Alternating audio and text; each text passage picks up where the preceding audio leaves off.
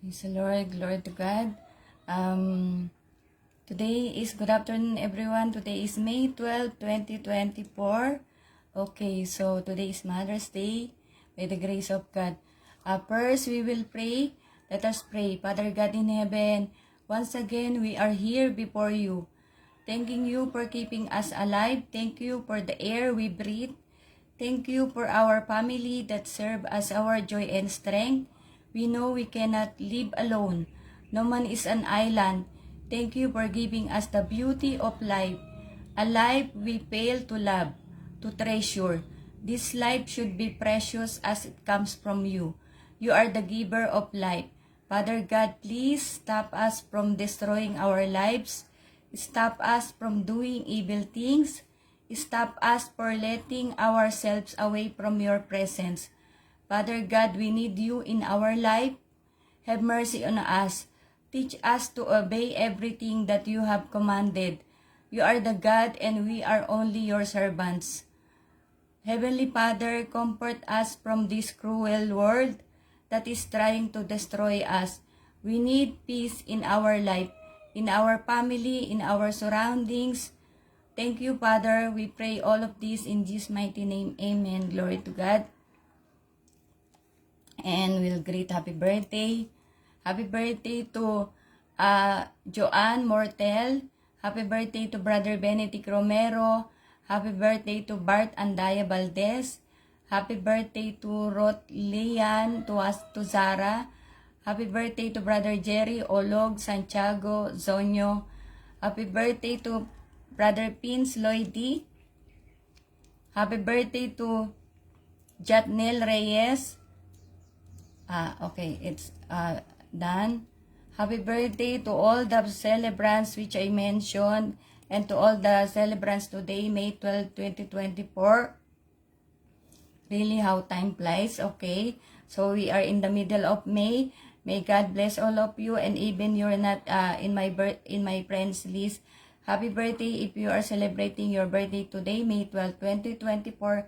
May God continue to bless you and continue to guide you, to give you wisdom, and bless your family also. God bless us all. We'll just proceed, okay.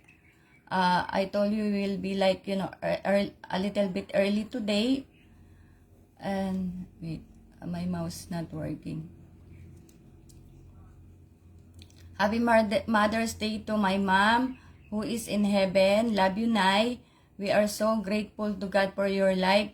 Happy Mother's Day again to all my sisters, sister-in-law, my cousins, aunties, my friends, classmates, workmates, churchmates, and again to our beloved global evangelist, Leticia Periol. Happy Mother's Day po.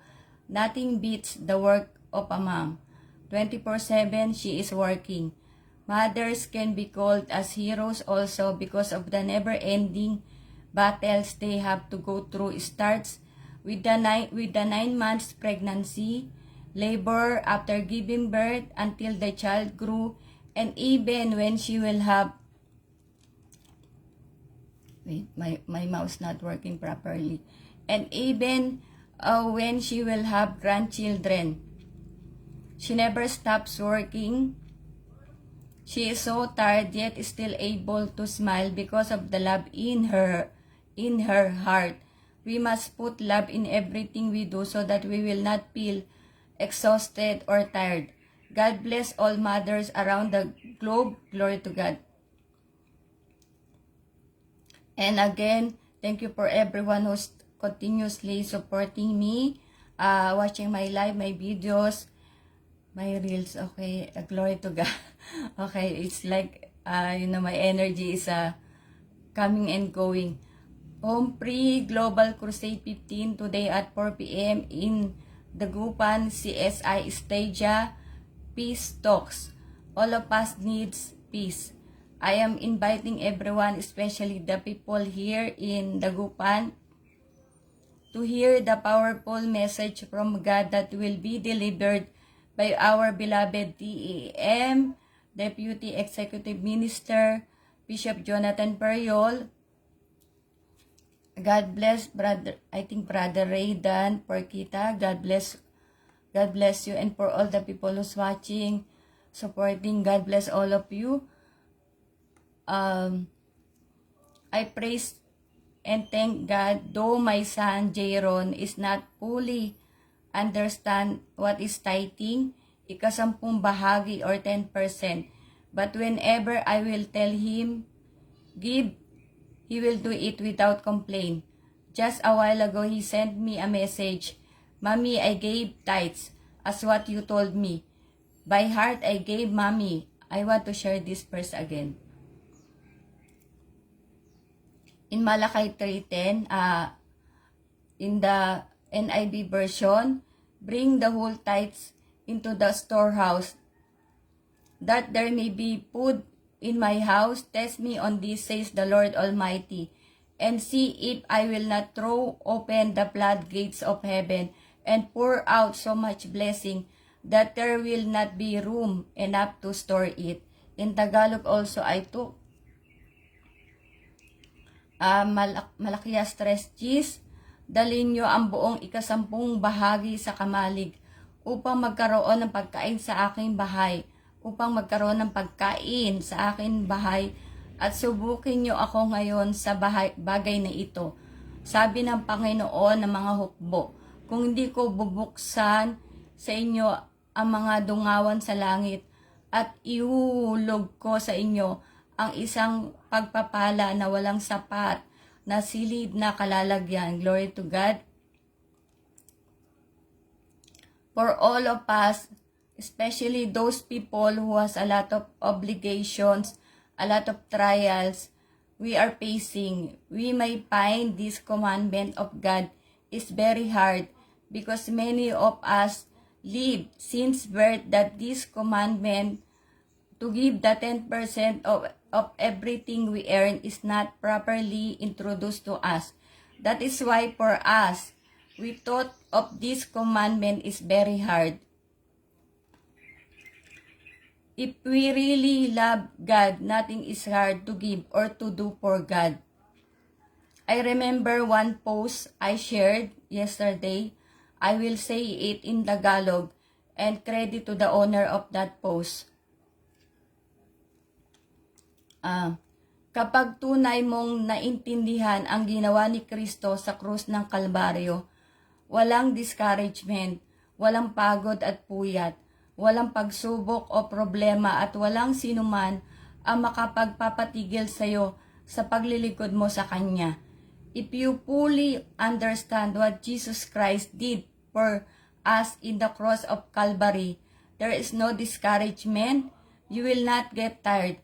There is no trial or test or problems anyone who can stop you in serving God, in serving Him. In 1 John 5:3 in English Standard Version, it says here, for this is the love of God, that we keep His commandments, and His commandments are not burdensome. In Tagalog, unang Juan 5:3, sapagkat ito ang pag-ibig sa Diyos, na ating tuparin ang Kanyang mga utos, at ang Kanyang mga utos ay hindi mabibigat. I'm almost done. It's very short. Glory to God. To my husband, Sunny J. Antonio and company, as I always tell God, I will be faithful forever until rapture. I will do my best, especially in sharing the very word of God, but God will do the rest. I do not know what is in your minds and hearts, only God knows. If all of you really want to test God, you do not want to reconcile with God, then I will leave it to Him. Some things are beyond my ability. Glory to God. I will end on this verse given by God to me in Happy Mother's Day to Sister Ara Aguena Grama. God bless you, sis. Happy Mother's Day also. Okay, this verse, actually, God add this verse to me. I'm almost done. Then God, put something this in my mind. Although this is also always, several times I share this verse, okay? In Matthew 7:21 English Standard Version, not everyone who says to me, Lord, Lord, will enter the kingdom of heaven, but the one who does the will of my Father who is in heaven. In Tagalog, Mateo 7:21, hindi lahat ng tumatawag sa akin, Panginoon, Panginoon, ay papasok sa kaharian ng langit, kundi ang mga tao lamang na sumusunod sa kalooban ng aking Ama na nasa langit. Let us pray. Father God in heaven, you are the God Almighty. Your power is beyond our understanding. Thank you for your word. Thank you for your mercy. Give us always a heart ready to submit ourselves to your will. In Jesus' mighty name, amen. And God says, happy rapture. Glory to God, and I'll see you all tomorrow. Thank you so much for all the people who watch and supporting me. And I hope you can watch the Home Pray Global Crusade later at 4 p.m. Again, for those people that, you want to accept God, Jesus Christ as your Lord and Savior, you can watch the Home Pray. Or maybe you have watched any Home Prays, you have watched any Gawa and service by PMCC Port Watch. So you can go to any PMCC Port Watch near your place, and you can ask, you can ask the pastor or anyone elders in that church that you want to, you want to accept Jesus Christ as your Lord and Savior.